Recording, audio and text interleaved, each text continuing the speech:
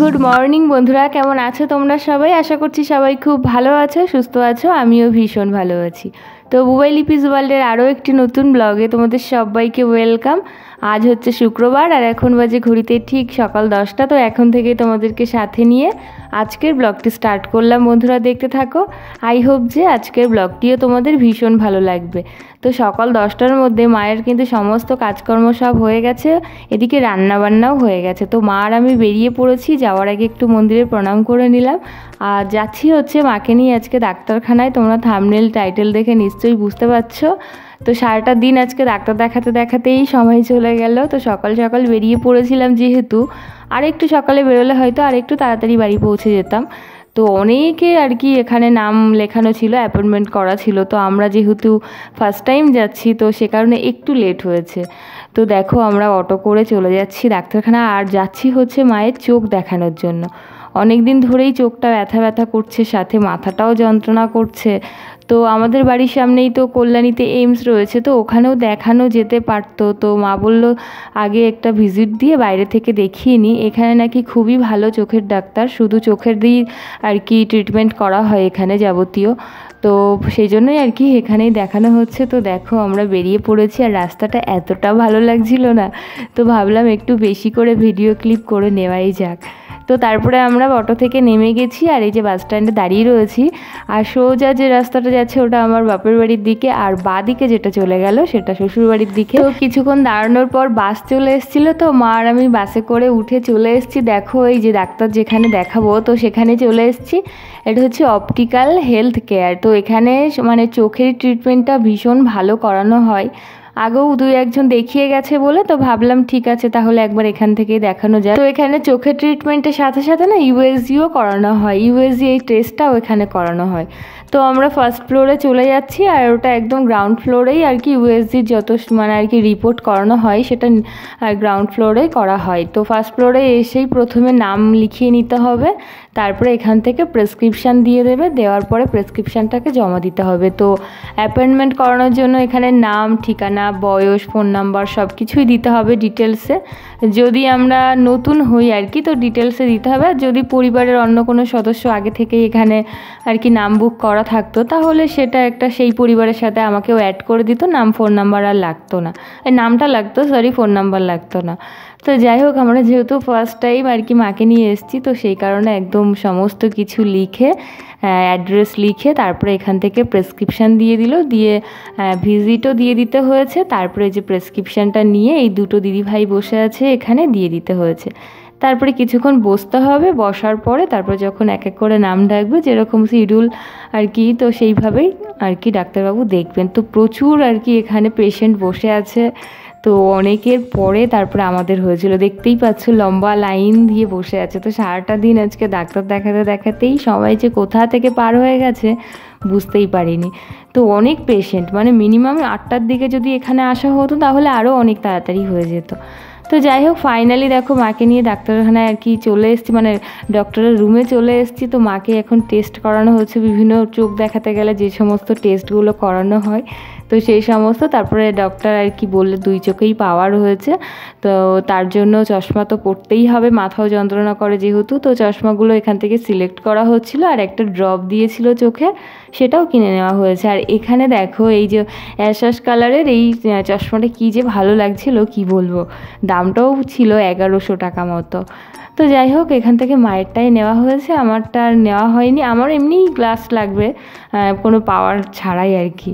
তো যাই হোক এই হচ্ছে ব্যাপার। আর তোমাদেরকে বলছিলাম না যে সেলিব্রিটিদের কেন বেশি বেশি ভিউজ হয়, তো সেটা তোমাদেরকে আজকে অবশ্যই বলবো। তার জন্য কিন্তু আমার সাথে পুরো ভিডিওটি দেখতে হবে।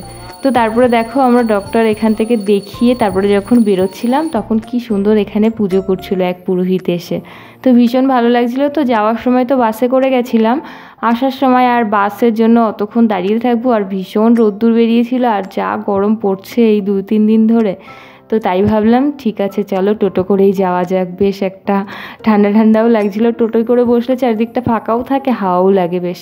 তো আসার সময় একটু টক দই আর একটু মিষ্টি দই নিয়ে এসেছিলাম বাড়ির জন্য, যা গরম পড়েছে দুপুরবেলায় একটু টক দই দিয়ে ভাত খেলে ভীষণ শান্তি লাগে। তো তারপরে দেখো এই যে মিষ্টি দইটা দেখো এখানে 15 টাকা নিয়েছে। আমি ভাবলাম কি একটা বাটি ফুল দিয়ে দেবে, দেখো খুলে দেখি কতটা লস বলো। এটা মানুষকে বোকা বানানো ছাড়া আর কিছুই না, মানে একদম নিচের দিকটা একটুখানি থাকে, কত বড় বাটি, এটা দেখানোর কোনো মানে আছে বলো। তো যাই হোক এটাই, এইভাবেই চলছে বিজনেস, আর কিছু করার নেই, চারিদিকে এইভাবেই চলছে। তো তারপরে দুপুরবেলায় চলে এসেছিলাম খেতে। তো আজকে দুপুরবেলায় রান্না করেছিল মাটন কষা, ভাত, ডাল। তো আমি মাটন কষা দিয়েই ভাতটা খেয়েছি। থাক, ধরো না ধরো না।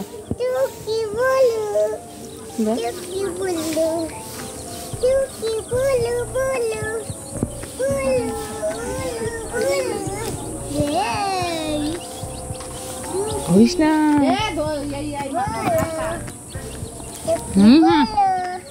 ধরিস না। কি বলো?